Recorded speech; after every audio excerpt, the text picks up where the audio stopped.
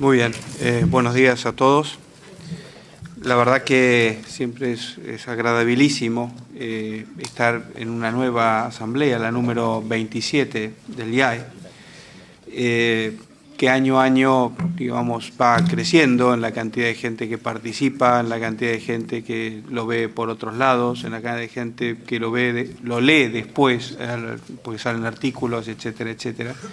Y es una maravilla cómo esa red, digamos, está cada vez más viva. Pero me parece importante siempre 2 o 3 como tips de novedades acerca de lo que ha pasado de la asamblea del año pasado a esta asamblea, porque además de las novedades que les vamos transmitiendo a través de la revista y las notas que les tratamos digamos, para que estén actualizados de la marcha del IAE, hay alguna novedad muy importante con respecto a la Universidad Austral, porque se ha puesto la piedra fundamental de un nuevo edificio justo atrás del campus, atrás del estacionamiento, donde en el futuro, a largo plazo, va a ser solamente el edificio de ingeniería, pero que va a permitir durante unos años hacer que a partir del marzo del 2013 más o menos va a haber 10 carreras de grado en este campus. Se dice fácil, pero decir que ya va a haber las 10 carreras instaladas acá, hablan de la dinámica y de la velocidad de desarrollo que va a tener esto. Va a estar Ingeniería Industrial e Informática, Ciencias Empresariales, Contador Público, Agronegocios, Medicina, Enfermería, Psicología, que es una carrera nueva que está lanzando la universidad con mucho trabajo, Comunicación Social y Abogacía. Son etapas, una etapa que fue fundacional, que permitió que en el 98 hubiese un primer movimiento del IAE a este campus, después el hospital y ciencias biomédicas en el 2000 al lado, después en el año 2007 el parque tecnológico, que gracias a Dios tiene una dinámica muy interesante, muy particular. Van a ver que hay un montón de obras dando vueltas por ahí. Un poco este microclima que hablaba Guillermo al principio, pero que en realidad no lo tenemos que llamar así, sino que tiene que ser un macroclima, porque en realidad es el espíritu que nos debe animar, ¿no? Es decir, en el fondo, participar de la vida de una universidad, y ustedes son fundacionales, porque son antiguos de las primeras décadas, o sea, en unos años dirán, bueno, ¿quiénes fueron de los primeros 30 años, quiénes fueron? Y esos siempre son fundacionales, cuando la universidad ya tiene 100 años, tiene 200 años, fueron las generaciones que ayudaron con su paso y su colaboración a construir esto. Y creo que, ante todo, para dar muchas gracias a Dios, porque estas 3 décadas y ver todo este desarrollo de la universidad es imponente. Yendo al IAE, hay algunos tips muy relevantes, como finalmente hemos lanzado el PhD con 5 personas. Vamos a abrir el programa de alta dirección en Bolivia y con seguramente más actividad en Santa Cruz de la Sierra. Estamos empezando la colaboración con el INSPER en Brasil cada vez más activamente, como una idea de partnership que nos posibilite unir más estos dos países que tienen mucho en común a la hora de hablar de los negocios. También la actividad en el interior del país para tratar de llegar a la dirigencia en los lugares que podemos llegar por problema de capacidad, digamos, o sea, porque querríamos ir a más lugares, pero vamos a estar en Tucumán, Mendoza, Salta y la sede de Rosario, que va tomando una velocidad muy interesante. Entonces, en definitiva, de lo que estamos hablando es, yo no sé si hay crisis o no fuera de la barrera, digamos, o sea, o cuando uno entra a Buenos Aires o lo que sea, pero en realidad todos son proyectos de desarrollo. El otro día hacía un ejercicio pensando en la asamblea, el IAE de estos 10 años, del 2001-2002, de feliz memoria, a ahora. Y ¿cuántos profesores de PhD hemos formado en estos años? Y más o menos 20. Hemos lanzado un programa doctoral que fue muy costoso su lanzamiento, sí. Hemos invertido de promedio entre $500,000 y $1 millón todos los años en investigación y desarrollo. Por eso, digamos, la cantidad de conocimiento por la cual se nos reconoce. Tenemos la triple acreditación EQUIS, AICSB y AMBA, una de las 100 escuelas del mundo que tiene esta triple corona. nos hemos abierto a otras regiones con una fuerte inversión para poder tener programas estables como el de Paraguay, que ya va por su 4º año. Hemos hecho una fuerte inversión también para abrir el Trust Fund, o sea, donde vamos a crear el endowment. Hace 2 años que venimos trabajando, ya está creado en Londres y después les avisaremos alguna cosa más. Y hemos trabajado mucho con lo público, con el programa de formación de líderes de comunidades locales, que ustedes saben que es un programa totalmente subsidiado, becado prácticamente, que incluye no solamente la formación de los líderes locales, sino la cantidad de becas que estamos dando para que gente que trabaja en lo público participe de nuestros programas. En realidad, esta última década del IAI ha sido una década de una fuertísima inversión. Por eso creo que ven dinamismo y disfrutan del dinamismo del IAI y también de toda la universidad. Ahora, eso no quita que el momento actual, y usted estaba revisando las notas de los últimos comentarios en las asambleas, y siempre me refería a lo mismo, así que espero que se acuerden poco de lo que dije, pero a mí la gran obsesión que tengo últimamente es que hay muchos ámbitos académicos, pero muy pocos ámbitos para pensar. Y el problema de los tiempos que corren es que no nos damos cuenta de que lo que se dijo antes tal vez no nos sirve para tomar las decisiones presentes. Es más, hay verdaderos libros de texto clásicos que ya no sirven para tomar decisiones en el contexto presente.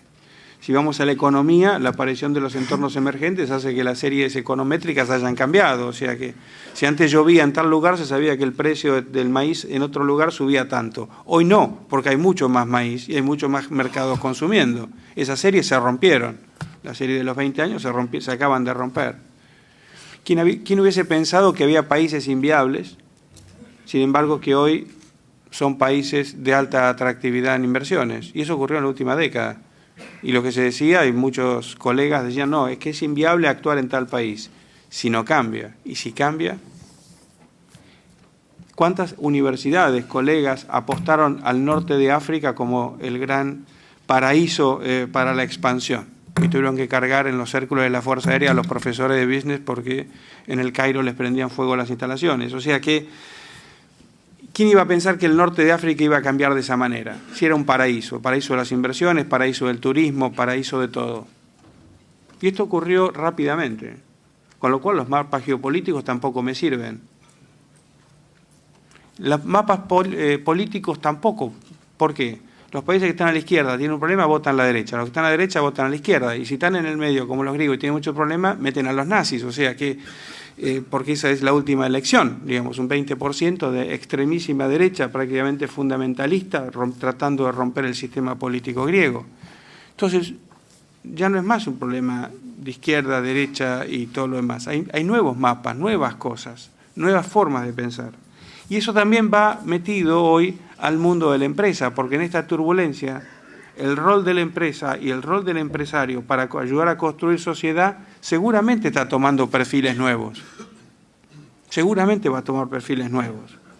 O sea que tenemos problemas acuciantes y en realidad tenemos viejos paradigmas. ¿Y cuál es entonces la ventaja o la oportunidad que presentan lugares como el IAE, la universidad, la red de los antiguos alumnos? Crear esos ámbitos que necesariamente se necesitan para pensar. Siempre es muy prudente pensar antes de actuar, sobre todo si uno no sabe. La mejor manera de analizar esto y verla, que es un ícono de lo que significa tomar decisiones, fueron los pobres ingenieros rusos tomando la decisión en Chernobyl, donde todas eran buenas decisiones, con conocimiento incompleto de la tecnología que manejaban y dando como válido que todos los instrumentos funcionaban bien. Tomaron una cantidad de microdecisiones equivocadas y después la reacción no se pudo parar. Y en definitiva no estaban habituados a pensar, fue todo mecánico el sistema y el sistema finalmente los estrelló. Entonces yo creo que hoy realmente lo que hace falta para lograr poder ponerle solución a muchos problemas, y el gran problema es el tema del desarrollo, es generar ámbitos para pensar. El problema del desarrollar países, desarrollar sociedades es muy complejo, sobre todo para que ese desarrollo sea sustentable. Piensen lo que pasaba en Europa. ¿Cuántos artículos había en los últimos años diciendo que el modelo europeo en muchos países no era sustentable? Es más, si alguien lo sacaba decían que era anatema, que era un delirante. Y sin embargo, ese es el problema, son desarrollos no sustentables. Y tan no sustentables que el gran problema es quién va a alimentar y cuidar la salud de los jubilados, porque no tienen fuentes de recursos en las próximas 2 décadas para alimentar a los jubilados. O sea que prácticamente lo que se estimaría sería una caída del nivel de vida promedio para poder sostener una sociedad que se construyó en forma errónea, por decirlo así. Los problemas son muy complejos. Y acá, en el problema del desarrollo, me frené. ¿Por qué? Porque dije, ¿qué hablo? ¿Pensando en la Argentina o pensando en las economías emergentes?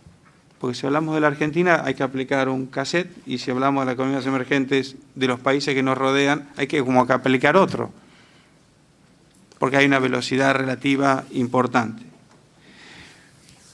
Pero la verdad que lo que estamos apuntando es a cómo hacer desde el mundo de la empresa y del mundo de las escuelas de negocios a ayudar al desarrollo, a ayudar a que las personas realmente cada vez vivan mejor, que se cree más riqueza, que tengan oportunidad de desarrollar mejores oportunidades para el futuro, que se eviten las tensiones sociales, que se vaya eliminando la indignidad del que vive mal porque no tiene otra solución, que sean sociedades más justas. Eso es desarrollo. El gran problema es que todavía la palabra desarrollo aparece muy poco en los libros de texto y es muy poco comprendido.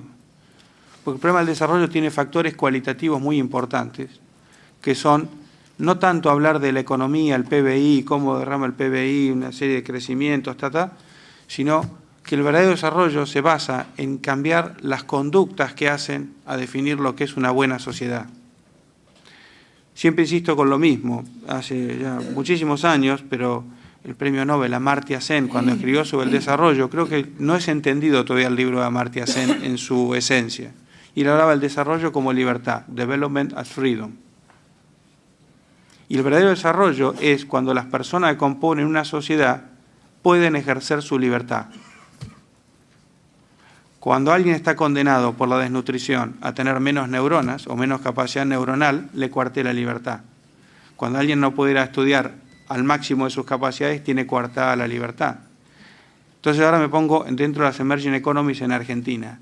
¿Hasta cuándo vamos a entender que estamos perdiendo libertad todos los días? Desde cuando no puedo decidir con cuánto me jubilo, hasta no poder ir por la calle que corresponde, hasta no poder decir si quiero comprar o vender algo. La gran pregunta, que no tiene respuesta, y es la pregunta en la cual estoy empecinado desde hace varios meses, es ¿por qué pasa eso y no hay reacción? ¿Por qué algo tan profundo, que son las bases del desarrollo de una sociedad, se contaminan y millones de personas no son capaces de decir acá pasa algo? No digo pelearse ni nada, sino acá pasa algo, esto no está bien.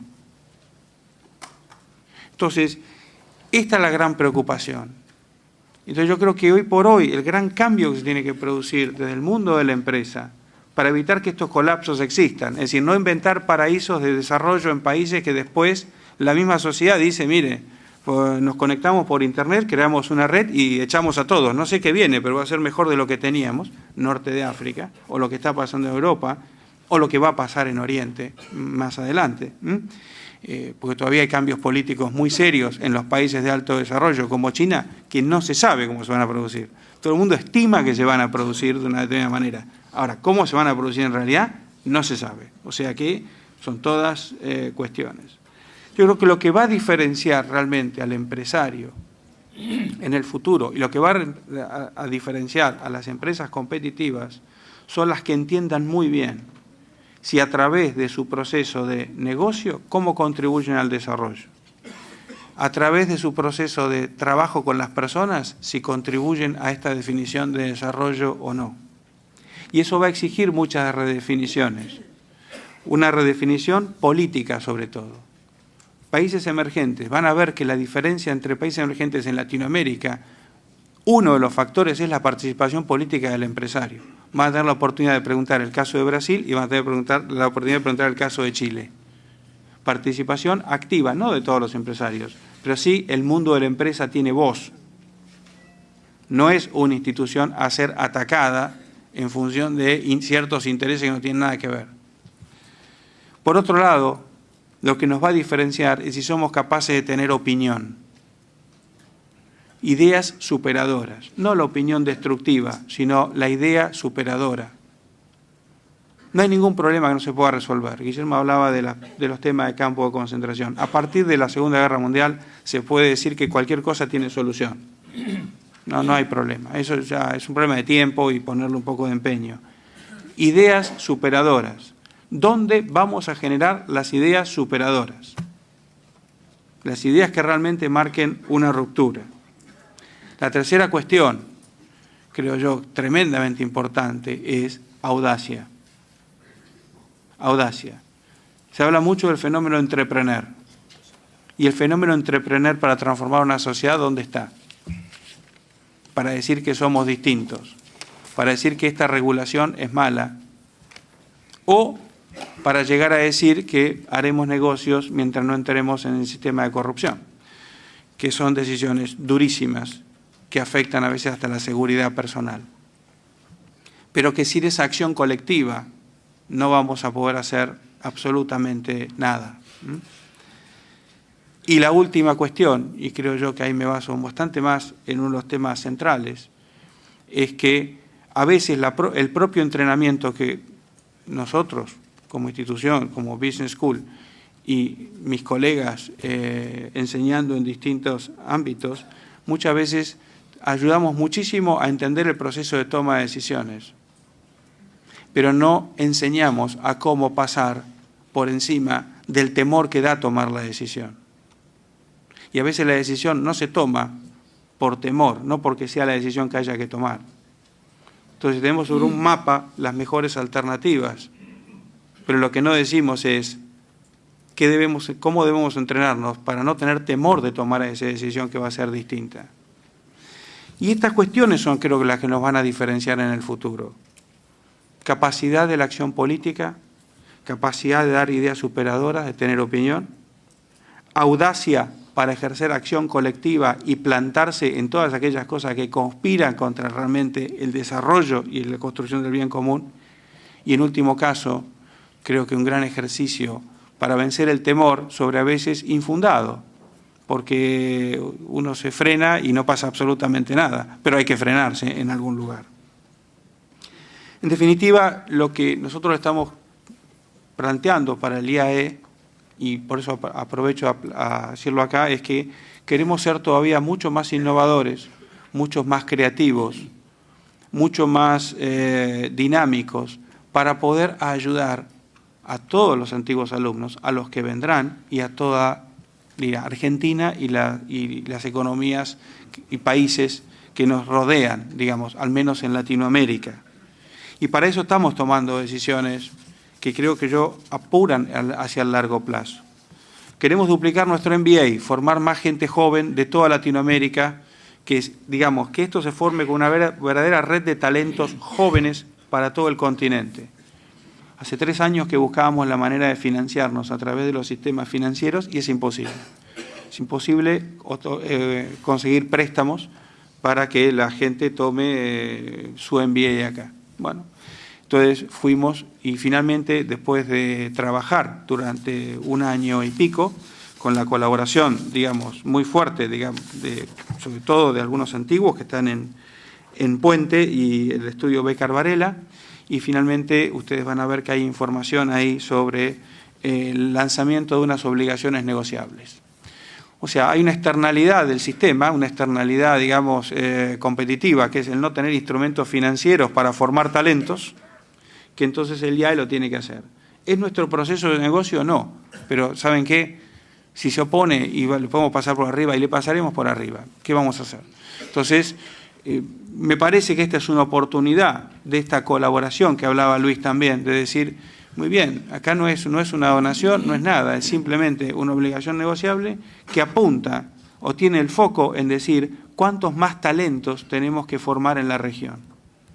Nuestro sueño es que a nuestro MBA internacional, por ejemplo, los 2 o 3 mejores promedios de cada provincia, o sea, casi una aula entera, pudiesen venir al IAE y formar una red de gente excelente, buenas personas, que realmente salgan con un hambre terrible de transformar las cosas. Por eso nos metemos en esto que está acá, que es este lanzamiento de obligaciones negociables. Y también, este es un buen momento, la Asamblea, para poder plantear que el año que viene el IAE cumple 35 años, o sea, 1978-2013. Y la verdad que nos estamos empezando a preparar ya, en los tiempos que corren, uno diría, pensar en el 2013 es larguísimo plazo. Bien, pero siempre hemos tenido que pensar así, José Luis siempre nos habló de esa manera. Y a partir de este momento, nosotros tenemos toda la artillería puesta en las cosas que vamos a hacer para que el año que viene, cuando festejemos los 35 años y sea la asamblea de los 35 años, realmente se note la diferencia de lo que podemos hacer. Y va a haber muchísimas cuestiones que ya iremos comentando. En definitiva, como para cerrar esta reflexión, porque no se me ocurría otra cosa que hacer una reflexión. Hace un tiempo, leyendo cómo se comportan los líderes hoy, y la verdad que cuando uno repasa muchos libros de líderes, se dan cuenta que no eran líderes, eran gente que sabía manipular muy bien el poder y se autodenominaron líderes. Es cuestión de darles tiempo y la verdad que la vida misma los vuelve a recatalogar. A veces porque están en la cárcel, que es donde deberían haber estado toda la vida. Pero bueno, ¿y cómo ocurre? Y van a ver la cantidad de líderes exitosos del mundo del business que han cambiado de domicilio, digamos, en los últimos años, y los que deberían cambiar si las cosas fuesen razonables, porque si no, algunas crisis se van a volver a producir. Entonces, la verdad que, en definitiva, todo esto puede sonar a decir, ¿qué agenda difícil? Sí. Y yo con esto termino. El otro día, reflexionando con un grupo de personas, no acá, sino en Europa, donde estuve viendo a los antiguos alumnos de Inglaterra, de Francia, de España, hablándoles de los proyectos del IAE para comprometerlos también mucho más, salía y decía, bueno, pero ¿qué desastre ustedes allá en Argentina, ahora otra vez las crisis, bla, bla, bla. Digo, mira, la sensación es siempre la misma desde que empezamos a trabajar en el IAE. ¿No? Te pasás varios años donde la gran tarea es agarrar un piano Steinway, esos de cola gigantescos, y con una soguita tratar de subir la montaña, ¿no? Entonces uno sube la montaña con el piano todos los días, le pone una piedrita acá para que durante la noche no se caiga, y cuando uno está por llegar, siempre viene un desgraciado que se apoya en el piano y el piano vuelve a caer. Entonces uno dice, bueno, bien, cada vez que pasa esto, lo único que hay que hacer es, primero, bajar sin romperse la cabeza. Segundo, no matar al que empujó el piano, porque tampoco se trata, porque lo vas a necesitar para volverlo a subir. Y la otra cuestión es, muy bien, ya tenés definido lo que son tus próximos años, volver a subir el piano. O sea, y algún día el piano va a pasar del otro lado y a lo mejor estamos en ese momento que el piano pasa del otro lado, a lo mejor no, pero ese va a ser el gran proyecto. El gran proyecto es, finalmente habremos subido el piano. Y este es en el fondo la felicidad. La felicidad no es llegar a algún lugar, la felicidad es intentar hacerlo y hacerlo como corresponde. Y había un filósofo que parece ser que tenía una combinación, no era como Einstein, filósofo y físico, sino que era filósofo y pulidor de lentes. Parece que hacía lentes, que era Spinoza. Tiene una frase muy interesante, decía, la felicidad no es el premio de la virtud, sino la virtud misma. En definitiva, lo que estamos hablando es hacer estas cosas por querer contribuir al desarrollo. En definitiva, esa sola intención y ese solo esfuerzo va a ser lo que nos lleve a la felicidad. Contamos con ustedes para que este año que nos queda, de los 34 a los 35, les vamos a ir comentando un montón de iniciativas y desde ya contamos con ustedes porque sin ustedes seguramente el piano no lo vamos a poder cruzar. Gracias.